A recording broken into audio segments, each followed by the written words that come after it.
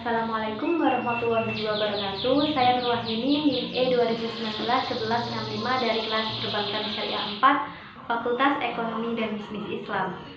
Di sini saya akan menanggapi video dari Bapak Dr. Abdul Wadud Nafis selaku dosen mata kuliah Ekonomi Makro Islam, di mana pada video tersebut bertema ekonomi tertutup dengan kebijakan pemerintah atau ekonomi tiga sektor.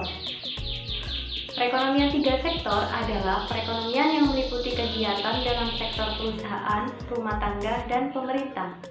Siklus perekonomian tiga sektor terbagi menjadi tiga bagian, yaitu perusahaan, pemerintah, dan rumah tangga.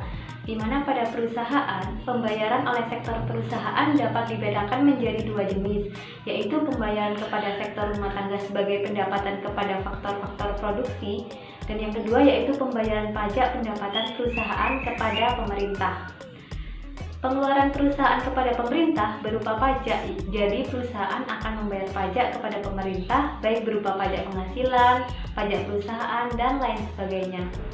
Pengeluaran perusahaan kepada rumah tangga berupa gaji dan upah, yang dimana rumah tangga bekerja di suatu perusahaan dan perusahaan tersebut membayar upah dan gaji kepada rumah tangga. Perusahaan juga membayar sewa kepada rumah tangga jika rumah tangga tersebut memiliki bangunan, tanah, dan gedung yang disewakan oleh perusahaan. Atau rumah tangga dibayar bunga atau bagi hasil, yang artinya rumah tangga itu dia investasi di perusahaan yang dimana membeli saham di perusahaan. Atau rumah tangga itu menyimpan uang di lembaga keuangan, kemudian perusahaan itu memanfaatkan dan meminjam uang di lembaga keuangan dan perusahaan mengeluarkan kewajiban pada rumah tangga tersebut.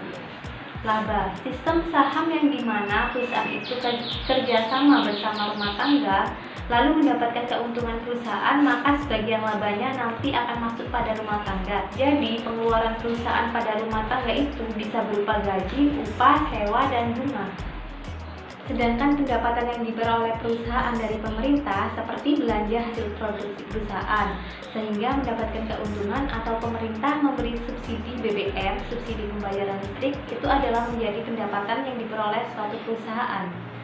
Pendapatan perusahaan yang diperoleh dari rumah tangga, yang dimana rumah tangga meminjam uang kepada perusahaan sehingga perusahaan itu mendapatkan keuntungan dari rumah tangga. Yang kedua ada pemerintah. Pemerintah pengeluarannya terhadap perusahaan bisa jadi berupa membeli barang-barang produksi yang dimiliki oleh perusahaan. Misalnya pemerintah membeli kertas, alat bangunan, atau produksi makanan yang dihasilkan oleh perusahaan.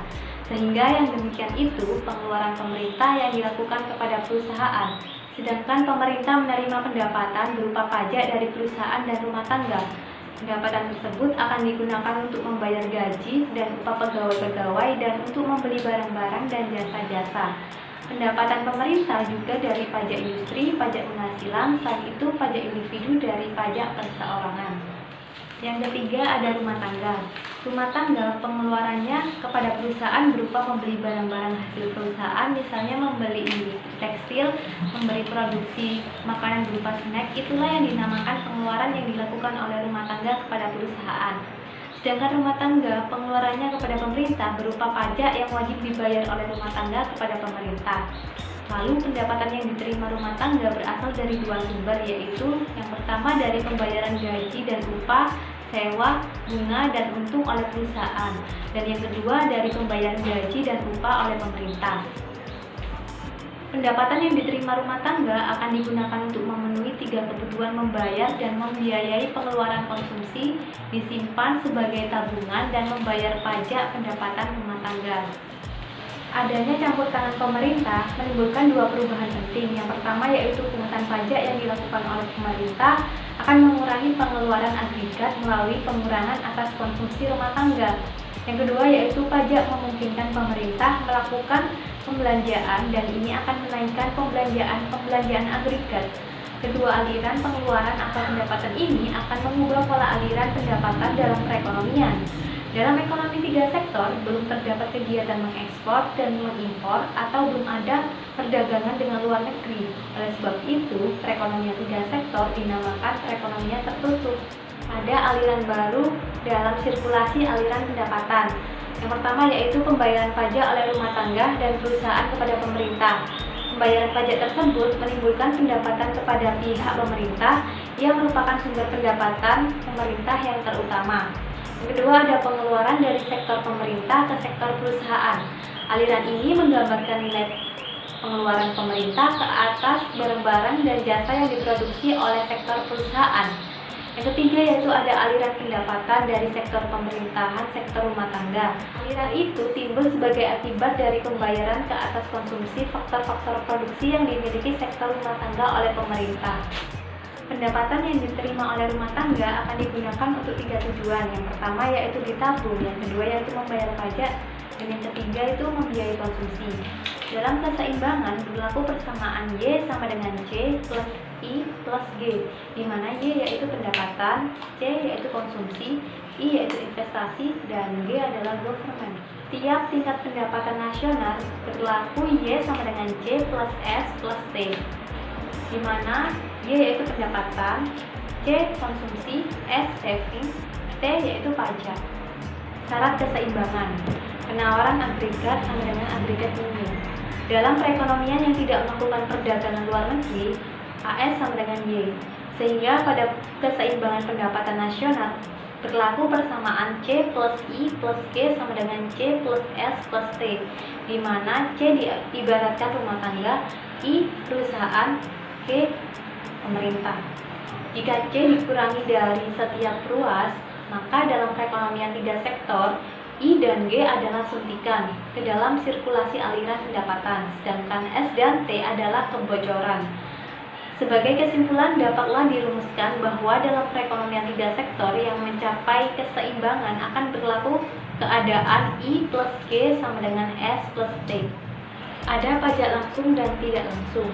Pajak langsung adalah jenis pungutan pemerintah yang secara langsung dikumpulkan dari pihak yang wajib membayar pajak. Pajak yang secara langsung dipungut dari orang yang berkewajiban untuk membayar pajak. Yang kedua ada pajak tak langsung. Pajak yang bebannya dapat dipindah-pindah kepada pihak lain. Yang menanggungnya beban pajak tersebut adalah para konsumen. Contohnya yaitu impor. Bentuk-bentuk pajak pendapatan yaitu terdiri dari pajak agresif. Sistem pajak yang presentasinya menurun apabila pendapatan yang dikenakan pajak menjadi bertambah tinggi. Dalam sistem ini, pada pendapatan rendah, pajak yang dipungut meliputi bagian yang paling tinggi dari pendapatan tersebut. Tetapi semakin tinggi pendapatan, semakin kecil presentasi pajak itu dibandingkan dengan keseluruhan pendapatan. Yang kedua ada pajak proporsional. Presentasi pungutan pajak yang tetap besarnya pada berbagai tingkat pendapatan, yaitu tingkat pendapatan yang sangat rendah kepada yang sangat tinggi. Dalam sistem pajak ini tidak dibedakan di antara penduduk yang kaya atau miskin dan di antara perusahaan besar dan perusahaan kecil. Yang ketiga ada pajak progresif, di mana sistem pajak yang presentasinya bertambah apabila pendapatan semakin meningkat. Pajak ini menyebabkan pertambahan nominal pajak yang dibayar akan menjadi semakin cepat apabila pendapatan semakin tinggi. Baik, terima kasih penjelasan dari saya, semoga bermanfaat. Kurang lebihnya mohon maaf. Terima kasih. Wassalamualaikum warahmatullahi wabarakatuh.